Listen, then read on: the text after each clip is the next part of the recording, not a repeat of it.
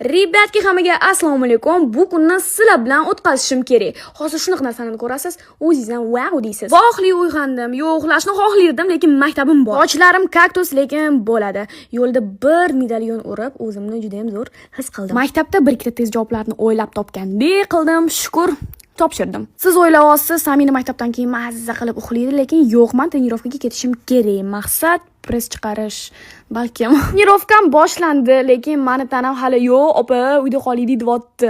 Bir ikkita mashq qildim, qarasam yuragim so'z deb yotibdi. Aytgancha bu meni trenerim. Biz rovna 2,5 soat trenirovka qildik. Trenirovkadan keyin akvaparkka o'rtoqlarim bilan bordik. Odam ko'p, bag'ir-chaqir, gorkadan uchganimdan keyin hammasi ko'zimga kirdi. Nafas olamadim, ishoninglar.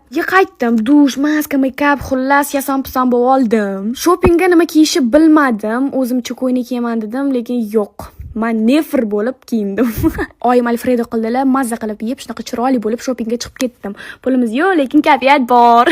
Menga oddiy mayka va jinsi kerak edi, o'shaning uchun shunaqa obraz qildim. Keyin podpishchiklarim yonimga keldi, keling rasmga tushamiz deyishdi, juda ham xursand bo'ldim. Samira mashinani sasitib ovqatlandi. Mayli dedim. Keyin takoy bo'lib olib festivalga yo'l oldik. Shu meropryatiyaga keldik. TikTok real hayotga chiqib ketgandi, ishoninglar. Judayam ko'p shirin ovqatli, somsali, hamma raqsga tushyapti. Juda ham ko'p odamlar, lekin menga vobshe yoqdi. Festivaldan keyin biz o'ynash boshladik. Qanday qilib $50 ketdi, haligacha tushunmayapman. Lekin eng muhimi 4 ta juda ham zo'r igrushkalar yutib oldik. Uyga keldim, charchaganman, lekin shunaqa xursandman. 100% kayfiyat va 200% energiya. Maska, kremlarni qilib, sraz uxlashga yotdim. Hammaga prosmotr uchun kattakon rahmat.